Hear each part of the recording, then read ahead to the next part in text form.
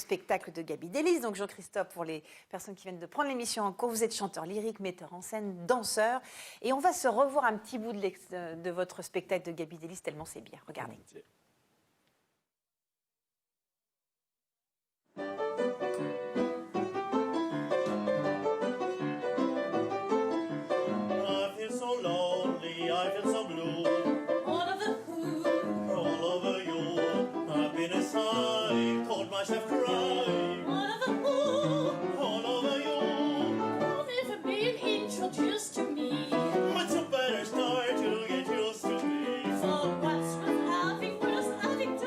Alors on va découvrir encore le reste de la troupe avec vous, cher Jean-Christophe. Un travail comme celui-ci demande combien de temps de préparation? Parce que vous dansez, vous chantez, Marc évidemment joue du piano, il fait une prestation hors norme avec son piano qu'il fait bouger sur toute la scène. C'est beaucoup de travail. C'est beaucoup de travail, c'est un gros travail en amont, puisqu'il faut collecter d'abord toutes les partitions, savoir à peu près aussi comment on monte un spectacle, puisque le plus dur c'est de savoir voilà, par où on va commencer. Donc moi j'ai commencé par collecter des partitions un peu par ordre chronologique, et puis j'ai fait une sélection qui était une sélection voilà, par rapport aux morceaux que je trouvais intéressants. Ensuite, il faut aller contacter les artistes. Ouais. Il faut savoir s'ils sont libres, etc.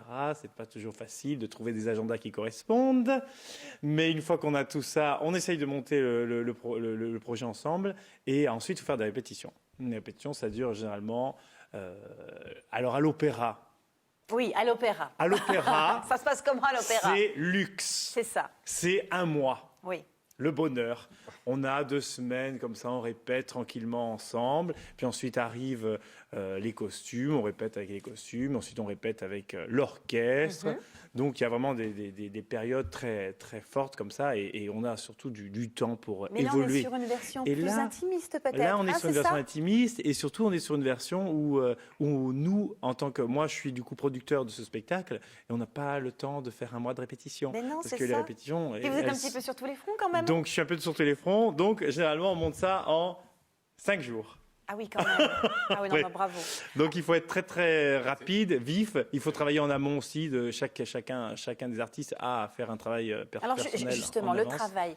On va revenir à votre voix, parce que vous avez quand même un parcours des plus atypiques. Vous allez vers, justement, une voix qui vous a toujours plu, celle quand même du musical. On dit que vous êtes un ténor, hein, donc Oui, avec tout à fait. cette tessiture de voix. L'opérette aussi, ça vous touche, vous aimez beaucoup.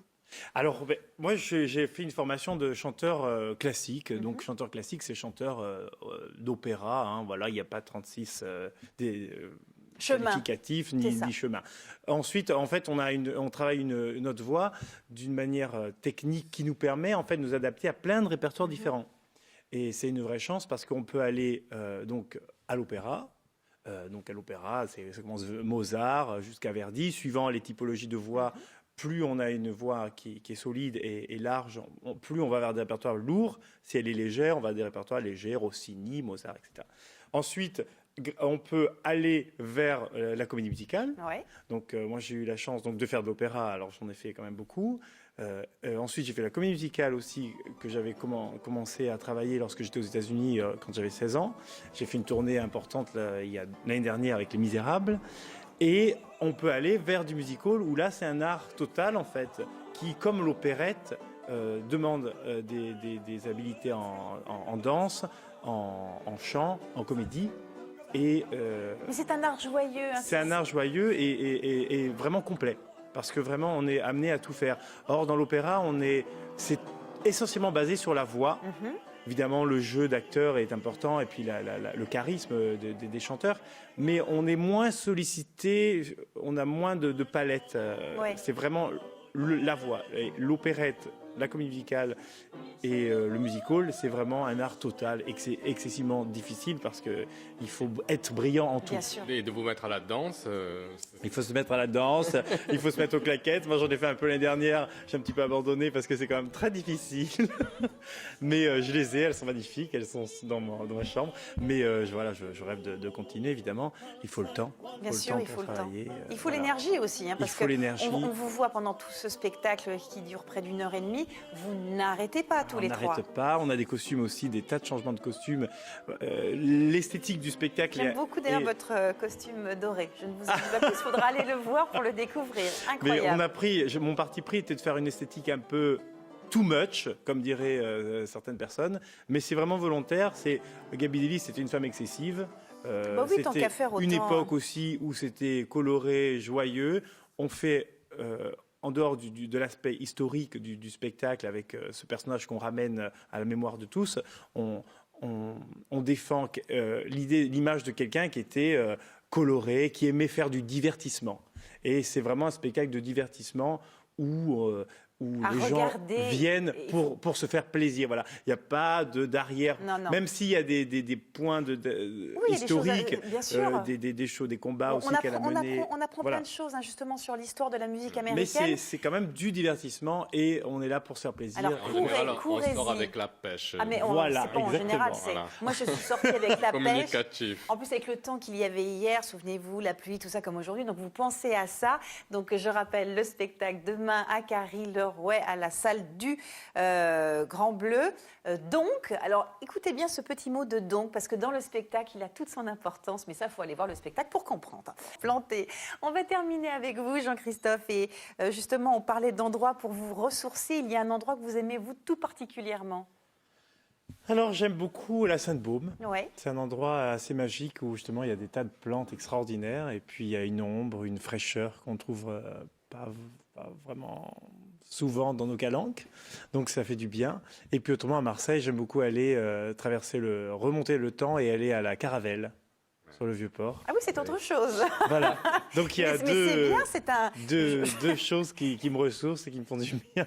Et j'emmène mes amis plutôt à la Caravelle parce que j'habite Marseille et que j'ai pas de voiture. C'est bien dommage. Vous devriez les emmener à la Sainte-Baume. Mais j'ai pas la voiture. Ah oui, mais c'est ça. Il faut faire livrer la bouillabaisse à la Sainte-Baume. Ah oui. Aux Américains. Ah oui, c'est chic ça. Vous parlez justement tout à l'heure, on parlait des États-Unis longuement sur cette émission. Il y a une personne qui vous a inspiré, c'est un grand metteur en scène.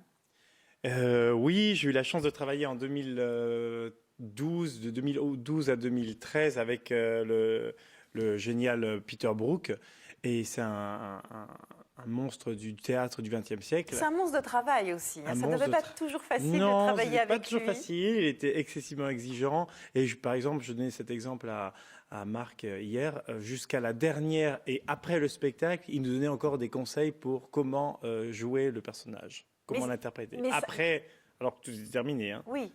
Son travail était vraiment intense. Ça veut dire que dans votre travail, en ayant côtoyé quelqu'un comme Peter Brook, on voit aussi votre travail très pointu. Moi, je l'ai vu dans votre mise en scène. C'est-à-dire, c'est une exigence. Et puis aussi, c'est aussi le plus grand cadeau qu'il a pu me faire, c'était l'esprit de synthèse. Et souvent, dans le spectacle, on peut se perdre dans des tas de détails. Et même moi, je me perds dans des détails avec des accessoires, des trucs qu'on peut voir sur les décors, d'ailleurs, que c'est très riche. Mais l'essence même de l'histoire et la trame et ce qui se passe entre les personnages est ce qui va justifier tout le spectacle et qui va créer la magie, l'alchimie, qui va donner au spectacle sa couleur et son intérêt, son éclat pour le spectateur. Et c'est vraiment un esprit de synthèse qu'il faut retrouver, un esprit aussi de partage et de communion ensemble sur scène. Souvent à l'opéra,